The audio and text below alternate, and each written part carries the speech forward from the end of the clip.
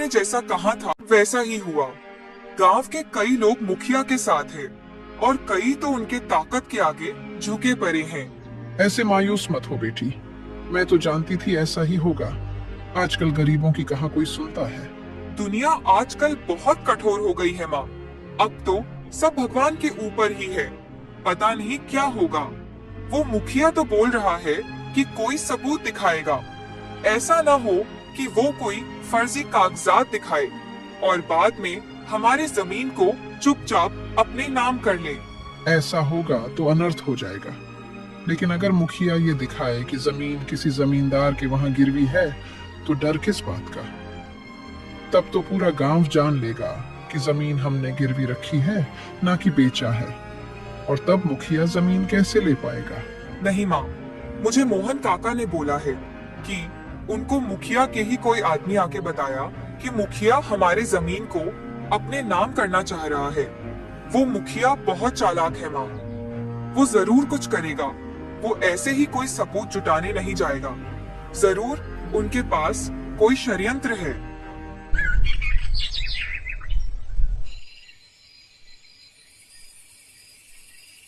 ऐसे ही दोनों माँ बेटी रात को भी अपने दुख भरे जीवन के बारे में बात करके रात बिताते हैं।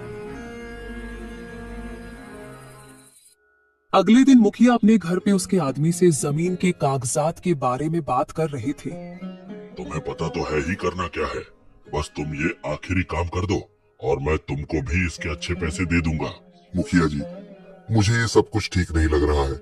मैंने आपको पहले भी बोला है, वो गुड़िया आपकी बेटी की सहेली है और वो बेचारी जैसे तैसे घर चला रही है।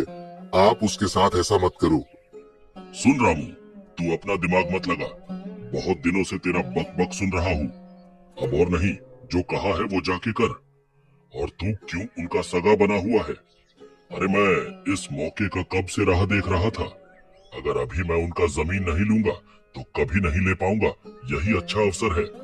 तू ये सब मत सोच। आजकल कौन किसका सोचता है। मुखिया के मुंह से ये सुन के रामू को अच्छा नहीं लगता। उसने मुखिया के साथ बहुत से गलत कामों में साथ दिया, लेकिन अब गुड़िया के परिवार के साथ ये सब करने को उसका दिल नहीं मान रहा था। और फिर वो मुखिया के नजर बचाते हुए सीमा से मिलता है। बेटी सीमा, मुझे तुमसे एक जरूरी बात करनी है। अरे रामू चाचा, आपको अचानक क्या बात करनी है मुझसे? और आप ऐसे हड़बड़ा के क्यों आए हो? और अगर कुछ गांव की बात है तो पिताजी से कहिए, वो मुखिया है, मैं नहीं। अरे नहीं बेटी, गांव की बात नहीं है। मुझे गुड़िया से जुड़ी कुछ बात करनी है। नहीं चाचा, मुझे उसके विषय में कुछ नहीं सुनना है। उसकी जैसे छोटी सोच की लड़की की बात मेरे सामने मत करो आप। अरे ये क्या बोल रही है बेटी? वो तेरी सबसे अच्छी दोस्त है। और तू पहले सुन तो मैं क्या बोलने वाला हूँ। ऐसे गुस्सा क्यों कर रही है? मैं बहुत मुश्किल से तेरे पिता से चुपके तुझसे बात करने आया हूँ। एक बार सुन तो ले। ऐसी क्या बात है रामू चाचा जो आप चुपके आए हो और सिर्फ मुझे ही बोलेंगे? बेटी सुन, तू गुड़िया को गलत समझ रही है। वो अपनी जगह सही है। वो कोई तेरे पिता पे झूठा इल्जाम नहीं लगा रही है। वो तो सब सच बोल रही है। अरे चाचा, आप क्या कहना चाहते हैं? साफ साफ बोलिए ना, बात को घुमा क्यों रहे हो? सीमा को रामू उसके पिता के पहले का और गुड़िया के साथ किए गए सब करतूत बताने लगता है। और सीमा के ये सुनते हुए आंखें नम होने लगती हैं। और रामू के मुंह से सब सच्चाई सुन के सीमा को बहुत दुख होता है और वो गुड़िया के साथ किए गए बर्ताव को लेके खुद पे ही गुस्सा होने लगती है। रामू चाचा, अभी आप जाओ। मुझे सब समझ आ गया है। मैं ही बेवकूफ थी जो अपने ही पिता के बुरे करतूतों और लालच को देख नहीं पाई। गलतफहमी में मैंने उस बेचारी गुड़िया को कितना कुछ सुना दिया। पिता मोह में मैंने एक बार भी उसकी पक्ष लेके नहीं सोचा। अब वो मुझे कभी माफ नहीं करेगी। मैंने अपनी बेवकूफी की वजह से मेरी सबसे प्यारी सहेली को खो दिया। हाँ बेटी, मैं जल्दी से चलता हूँ, नहीं तो तेरे पिता देख लेंगे। और हाँ, मैं तुम दोनों सहेली के बीच में नहीं आना चाहता, लेकिन मैं तुझे इतना कहता हूँ कि तूने जो बुरे बर्ताव उसके साथ किया है, उसकी माफी मांग गुड़िया से और तू उसको इंसाफ दिला दे।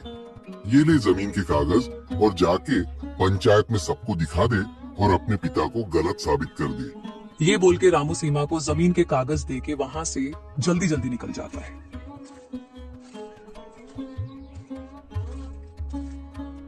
रामू के वहां से जाने के बाद सीमा वो कागज लेके गुस्से में अपने पिता के पास जाती है।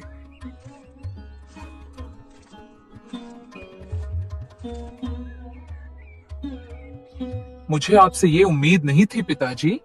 आप तो बहुत लालची इंसान निकले। आपने तो अपने लालच की वजह से मेरी बहन जैसे सहेली के साथ दोस्ती तोड़वा दी। आपके लिए मैंने उसको क्या क्या नहीं सुना दिया। अब मैं कैसे उसके सामने मुंह दिखाऊंगी। अरे तुझे अचानक क्या हुआ बेटी? और ये तू अचानक बहकी बातें क्यों करने लगी है? और तुझे ये कागज कहाँ से मिला? अरे आप कुछ मत बोलिए। आपने बहुत धोखा दे दिया अपनों को। अब तो सुधर जाइए पिताजी। आखिर किस चीज की कमी है हमें, जो आप उस बेचारी गुड़िया की जमीन भी हड़पने चले थे। अरे बेटी तू मुझे गलत समझ रही है। मैंने कुछ गलत नहीं किया है। रहने दीजिए पिताजी। अब और कितने झूठ बोलोगे आप? मुझे सब पता है। ये जमीन की कागजात सब बता रही है कि आप कितने सच्चे इंसान हैं। आपने तो ये जमीन दूसरे गांव के जमींदार को गिरवी रखने को दिया था ना, तो ये कागजात आपके नाम पर यहाँ क्या कर रही है? सीमा को सच्चाई का पता देख रामविलास चुप हो जाता है और उसको समझाने की कोशिश करता है। बेटी मैंने तो ये सब तेरे भविष्य के लिए ही किया था। अब तू ही मुझे गलत समझ रही है बेटी। बंद करिए ये नाटक पिताजी। कोई जरूरत नहीं है मेरे लिए ऐसे दूसरों को ठगी करके धन जमीन जुटाने की। जितना है वही काफी है। और आप ये लालच छोड़ दीजिए। आप दूसरों को ठगते हैं, गरीबों को धमकाते हैं, इसीलिए शायद माँ भी आपको छोड़कर भगवान को प्यारी हो गई। और अगर आप नहीं सुधरे तो मैं भी आपको छोड़कर हमेशा हमेशा के लिए इस घर से चली जाऊंगी।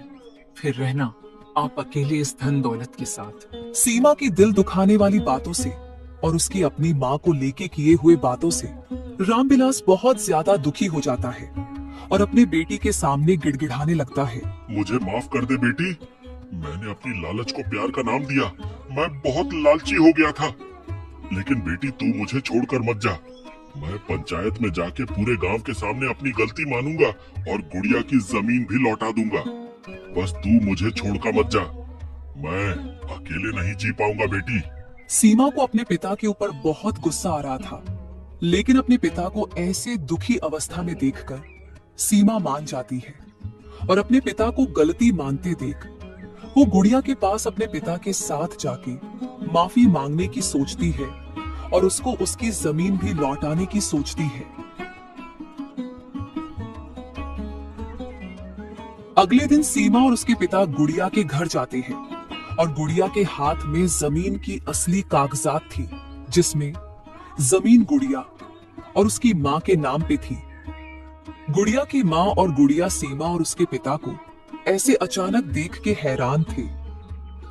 तभी मुखिया रामविलास दुखी स्वर में बोलता है, बहन जी, बेटी गुड़िया, मुझे माफ कर दो। मैं लालच में अंधा हो गया था। मैंने लालच के चलते अपनी ही बेटी की सबसे प्यारी सहेली की दिल दुखाया है और साथ ही मैंने अपनी बेटी का भी दिल दुखाया है। लेकिन बेटी गुड़िया, इन सब में मेरी बेटी का कोई दोष नहीं था। वो तो जानती भी नहीं थी। मैं उसके पीठ पीछे वो सब कर रहा था। मैंने अपनी बेटी का भरोसा तोड़ा है। लेकिन अब मेरे वजह से तुम मेरी बेटी को गलत मत समझना। गुड़िया, भले ही आज तू मुझे माफ न करे, लेकिन मैं तुझे हमेशा अपनी सबसे प्यारी सहेली ही मानती रहूंगी। फिर भी गुड़िया, तू मुझे हो सके तो माफ कर देना। मैंने भी तुझे बहुत दुख दिया है। तुझे मैंने घर से निकाल दिया था। मुझसे बहुत बड़ी भूल हो गई गुड़िया, मुझे माफ कर देना। और मैं ये तेरी अमानत तुझे वापस कर रही हूँ, इसे ले ले। ये बोल के सीमा गुड़िया को जमीन के कागजात दे देती है। गुड़िया ये सब देख के बहुत भावुक हो जाती है। उसके दिल से अपनी सहेली को लेके जो नफरत थी वो पल भर में दूर हो गई और फिर गुड़िया भावुक होके बोली, मुझे भी माफ कर देना सीमा। मैंने भी तुझे अनजाने में क्या कुछ नहीं सुनाया। मैंने तुझे गलतफहमी के चलते बहुत कोसा, बहुत नफरत किया तुझसे। मुझे भी माफ कर दे। नहीं गुड़िया, इसमें तेरा कोई दोष नहीं है। तेरी जगह मैं होती तो मैं भी वही करती। तू माफी मत मांग। लेकिन गुड़िया, मैं तुझे एक विनती करती हूँ। कृपा करके तू और मौसी मेरे पिताजी को भी माफ कर दे। उन्हें अपनी गलती का पछतावा है। वे अब किसी के साथ कुछ गलत नहीं करेंगे।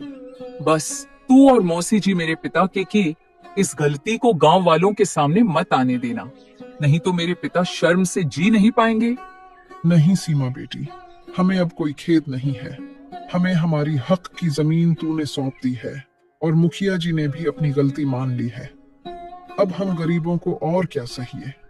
तू निश्चिंत रह, हम किसी से कुछ नहीं कहेंगे। आपका बहुत बहुत धन्यवाद बहन जी। आप लोग दिल के बहुत अमीर है। आप लोग मुझे माफ कर दीजिएगा। और हाँ, आपको जो पैसे अपनी जमीन के गिरवी रखने के बदले मिले थे, वो आपको वापस करने की जरूरत नहीं है। वो मेरे तरफ से मेरे गलती की हर्जाना समझ लीजिए। और ऐसे ही आखिर में गुड़िया और गुड़िया की माँ से दोनों बाप बेटी को माफी मांगकर बहुत सुकून मिला और गुड़िया और उसकी माँ ने भी खुशी खुशी उनको माफ कर दिया। और फिर मुखिया और सीमा हंसी खुशी उनसे विदा लेके घर की ओर निकल जाते हैं और गुड़िया और उसकी माँ भी अपनी जमीन वापस पाकर बहुत खुश हो जाते हैं और गुड़िया और सीमा की दोस्ती हमेशा बरकरार रहती है।